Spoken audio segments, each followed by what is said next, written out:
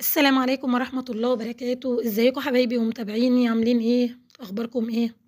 النهارده بقى قُلنا بقى احتارنا في الفطار، فقُلنا بقى نطلّع أي حاجة في التلاجة نعمل بقى بالبواقي اللي في التلاجة، عملنا طاجن بشاميل يستاهل بُقكم بصراحة، حاجة كده ما حصلتش، جميلة، جميلة والكريمة جميلة فيها، جِبت كده بواقي شاورما عندي متبقية وكبد وقوانص.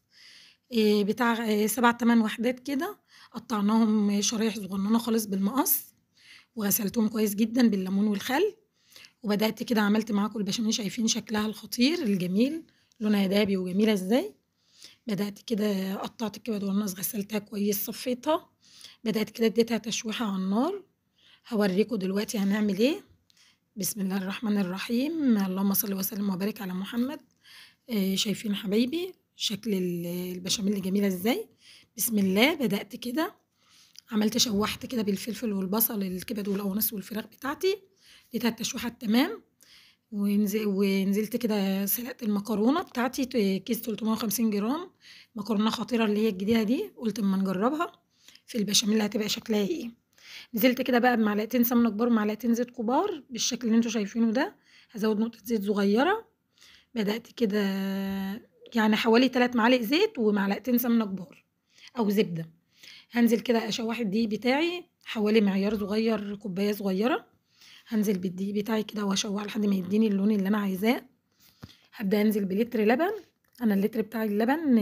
بالدسم بتاعه، أنا طبعًا باعمل لتر وربع في العادي في الصينية العادية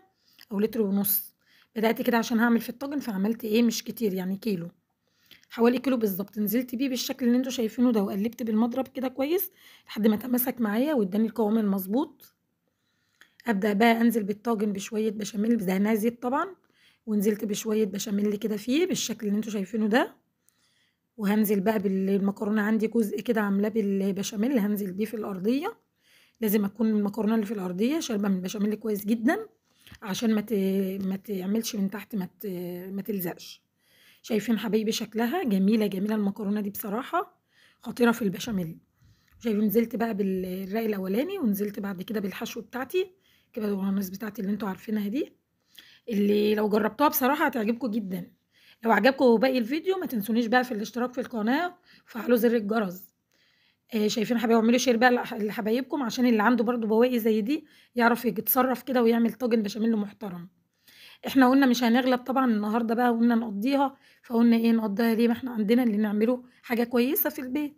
وحاجة للولاد هتفرّحهم وجميلة وبيحبوها. نزلت بالبشاميل بتاعتي الباقية، طبعًا أنا قايلة لكم إن لتر اللبن ما بيبقاش كافي أوي، فأنا عندي شوية موتزاريلا كده بقى هابدأ على الوش كده وأنزل بيهم، هيعملوا لي المضبوط، هيعملوا لي هيدّوني القوام المضبوط. بدأت كده بالشكل ده بقى كده رصيت البشاميل بتاعي كويس، نزلت بالبشاميل بتاعتي ما حطيتش بيض ولا أي حاجة، هو بُص اقتصادية، هي طاجن اقتصادي جميل جدًا، جدًا وهيعجبكم، شايفين حبايبي شكله؟ نزلت بقى مسخنة الفرن بتاعي وهابدأ أدخّلها الفرن على درجة حرارة 200 بالشكل اللي أنتم شايفينه ده، ولو حسيت في الآخر إن هي عايزة وِش بادّيها وِش بالشواية دقيقتين، جرّبوها والله العظيم جميلة واقتصادية ومش مكلفة خالص، حاجة كده يعني بصراحة من لا شيء، كيلو اللبن بس والحاجات البواقي عندِك، أنتِ لو عندِك أي حاجة متبقية كبد وقوانص، فراخ، أي حاجة متبقية ممكن تعمليه، ما تنسيش حبايبي بقى تعملوا شير كده وتفعّلوا زر الجرس، أشوفكم على خير حبايبي في الفيديو الجاي.